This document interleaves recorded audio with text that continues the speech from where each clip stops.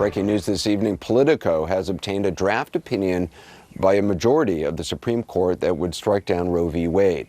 The release of a draft opinion is unprecedented by itself. Likewise, what this opinion would mean for the pro-choice movement, as well as the U.S. political landscape, just months ahead of the midterm elections and a U.S. presidential race that will unofficially begin shortly thereafter. Back with us is Joan Biskupic. I'm also joined now by CNN's political director, David Chalian, on the phone, and Chief National Affairs Correspondent Jeff Zeleny, who is in Ohio. David, we're obviously on the brink of a very active midterm election cycle. What does this mean? Yeah, Anderson, you have seen all the polling that I've seen as well about this midterm election year, and one of the greatest causes of concern for Democrats was a potential sort of lack of enthusiasm among Democratic voters in this midterm year. And when I would ask Democratic officials across the board, from the White House to Capitol Hill, people running campaigns, what is going to motivate Democratic voters this year? What is going to wake them up and get them to turn out in the numbers you need?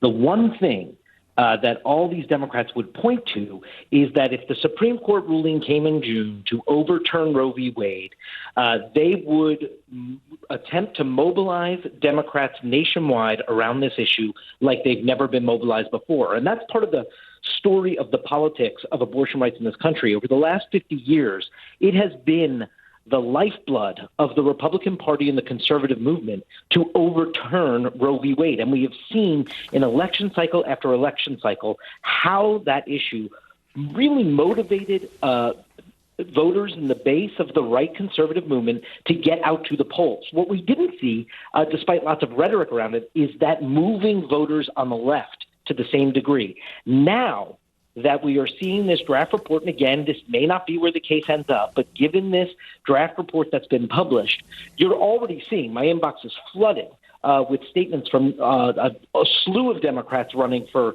the House and the Senate across the country, already mobilizing, galvanizing, and sort of calling to political arms their base voters as to how important it is now to show up and try and save the majority that the Democrats have in the United States Senate, which you know is tied, in order to be able to preserve future Supreme Court nominees from a Democratic president. And you're also seeing on the progressive left a call to end the filibuster so that they can try and codify Roe into law.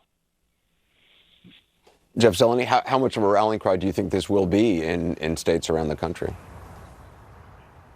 There's no doubt the Democrats will try and use it as a rallying cry. As David was just saying, Republicans have used this really for generations. It has been the motivating force of the party ever since Roe versus Wade became law, so really for more than 4 decades. But Democrats have always struggled to do so. This is a new moment if this decision is as it seems tonight, which we do not know that, of course. The Democrats are not waiting for that. They are trying to use this to rally their bases in the midterm elections. But Anderson, it is a very open question if that is going to be possible for Democrats. I was speaking to one senior Democrat who advises congressional campaigns as well as the White House. They called it an epic but uphill battle. And this is something that even if Democrats would happen to hold control of the House, which virtually no one thinks is likely, and potentially the Senate, which is more likely, that would not have an immediate effect at all on this ruling if this is what the decision would do. But it would simply cast on even more pressure and more weight on that 2024 presidential election. Of course, the next Supreme Court justices would be very key on this. But as we've been saying all evening, this kicks it to the states most likely.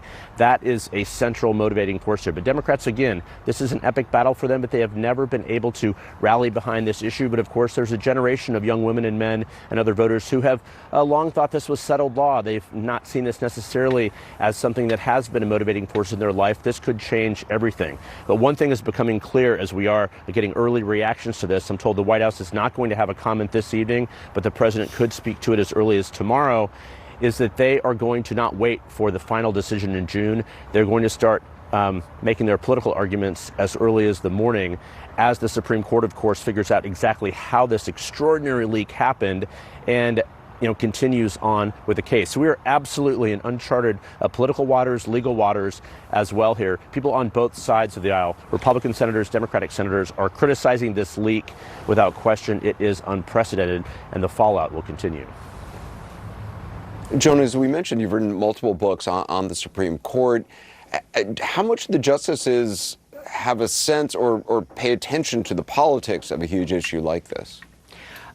Anderson, I can't tell you how much this episode, the way it's burst into the public scene tonight, exacerbates the trouble for them and how they view themselves in the public eye.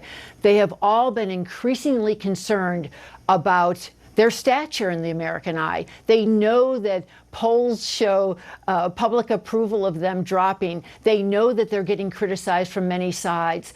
And I believe what they thought they were going to be doing with this opinion was to be laying out some legal arguments from the conservative point of view why Roe should be overturned, and the liberals countering that. But to have it come out this way only accelerates, or I believe it will accelerate, public concerns about the legitimacy of the Supreme Court in this way. You know, because the Chief Justice, John Roberts, I do not believe is on this opinion. I think he was ready to, from my own reporting, was that he was willing to uphold the Mississippi law that was in dispute here that would ban abortions after 15 weeks, but he was not ready to do what Sam Alito apparently is doing for a very slim 5-justice majority here, completely strike down Roe v. Wade. And one of the reasons the chief was holding back was especially because of this half-century-year-old precedent and how people had relied on it. And to have the rug pulled out from underneath everyone in America in this fashion, I think just makes it more difficult for the justices themselves to justify when they do finally release it to the public. Anderson? Joan Biskupic, David Chalian, Jeff Zeleny, thank you very much. We're going to have more in a moment. We'll be right back.